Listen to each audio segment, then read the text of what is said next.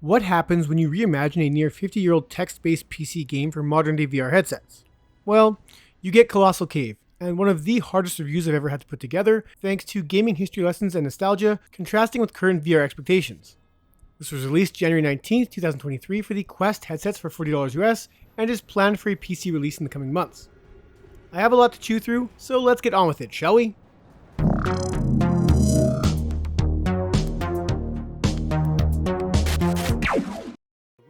Hello VR groupies, this is Ryan from the VR Grid, and before we get to this review, if you enjoyed this video, why not hit that like button, subscribe, and leave a comment. Let us know how you feel about this release. Colossal Cave Adventure inspired the game known as Adventure, neither of which I've ever played before. However, I do love Ready Player One, the novel, not so much the film, and Adventure was a large inspiration for that story as it contained what is considered to be the first Easter egg in gaming.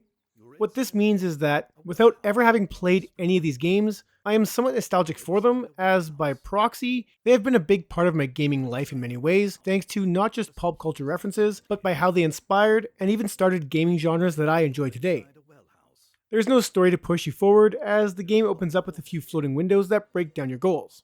You start outside of the cave near a shack, and must get into the cave and loot as much treasure as possible, bringing it back to the shack while avoiding enemies and bypassing the puzzles, mazes, and oddball situations that pop up.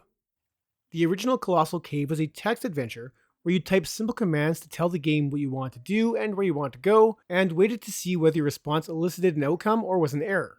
In VR, that guesswork is somewhat reduced thanks to you now being in the actual virtual environment. Comfort options are very lacking, and while I can excuse some omissions as they do favor that feeling of being in an old school text adventure, by current day VR standards, what's here is disappointing. At the game's onset, you can choose your preferred language and from one of two comfort settings. Comfort Locomotion, which maps turning to the controller direction while moving and implementing stationary click turning with grips and triggers used for walking, which I have found extremely awkward to use. Classic Locomotion is much more in line with current VR first-person titles, with thumbsticks used to navigate and clicker smooth turning being options, though the single smooth turn speed is a little slow. The largest omission here is the lack of head map turning, meaning that if you look somewhere, you'll start walking there, so the only direction you walk is the direction of the thumbstick, regardless of where you are looking, which can make for some awkward moments as I constantly had to adjust my thumbstick even though I was just moving forwards, more or less. Once in the game, you need to make your way into the caverns and begin your quest to get as much loot as you can without dying or giving up. As you reach new areas, you'll have access to maps which pinpoint where items are in the caverns, and though you have no in-game body whatsoever, each of your quest controllers is marked with the direction you are walking and your current score. A few areas allow you to teleport to and from the shack where you can drop off or pick up items as needed, and the further you get in the caverns, the more obstacles get in your way. When you pick an item up, it's added to your inventory, which is brought up by pressing a face button, and to use an item, you need to select it, then select use, then point it at whatever you think it'll work with, be it a foe, statue, bridge, or whatever, making each of these interactions feel faithful to the original game, but quite clunky by today's standards. In fact, my first go was nothing short of embarrassing, as I almost immediately forgot how to score points, and was so confused by the interaction system that I had to look up a guide for the original game, which did help explain these mechanics a little better. My second run went much smoother, and with the gameplay mostly figured out, I began to delve deeper and deeper into the mysteries of this colossal cave. Those mysteries are where this game shines, though by its nature, this is very much for hardcore fans of puzzlers, as there isn't much else outside of each conundrum. As you find items, it's up to you to figure out when you'll need them, which can be very obtuse at times. For instance, and this puzzle is explained in the intro, you pick up a bird cage early on and encounter a bird who flies away when you get too close to it, because, as it turns out, you are also carrying a magic wand that it doesn't like. If I wasn't told to drop that wand, there would be no context as to how to solve this puzzle.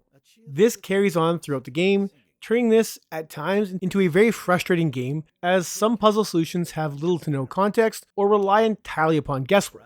For fans of old school puzzlers like Myst, this may be more acceptable, but those looking for the next Red Matter or Fisherman's Tale will probably find the entirety of this experience rather tedious.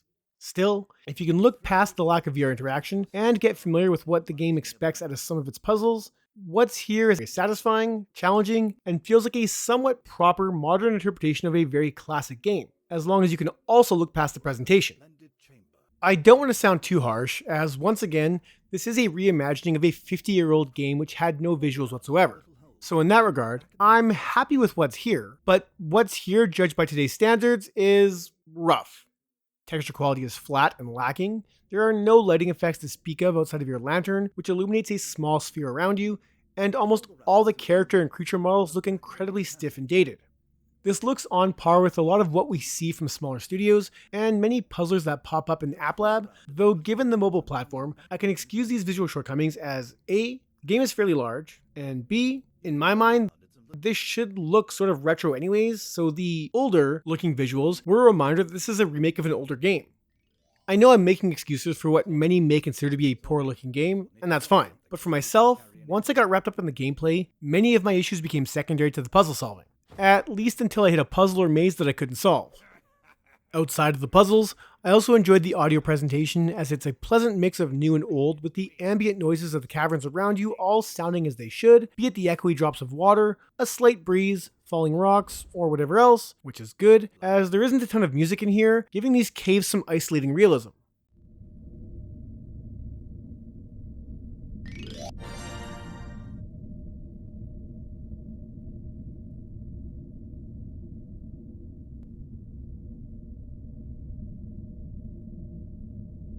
Sorry, you'll need to drop something before you can carry anything more.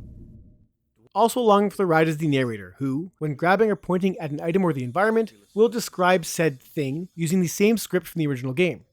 He'll also describe events like when a dwarf pops out of the ground to attack you, or when you see a strange shadow across a chasm, and I found this to be a wonderful way of capturing that old text-adventure feel while fitting it on a more modern gaming format. I like, or maybe you want to like, Colossal Cave, but there are multiple barriers to entry that I think may scare most people away, and I can totally understand where those people are coming from. It doesn't feel like a modern day puzzler, sharing much more in common with those late 90s first-person endeavors, and that, in combination with the dated visuals and lack of VR interaction, will chase away casual players. Add to that some very convoluted puzzles and trial and error solutions that can feel unfair at times, and this can be a hard sell. There's also the rather lofty $40 US price tag, which I audibly scoffed at when I first saw it, as I expected somewhere around half of that after playing a few failed runs.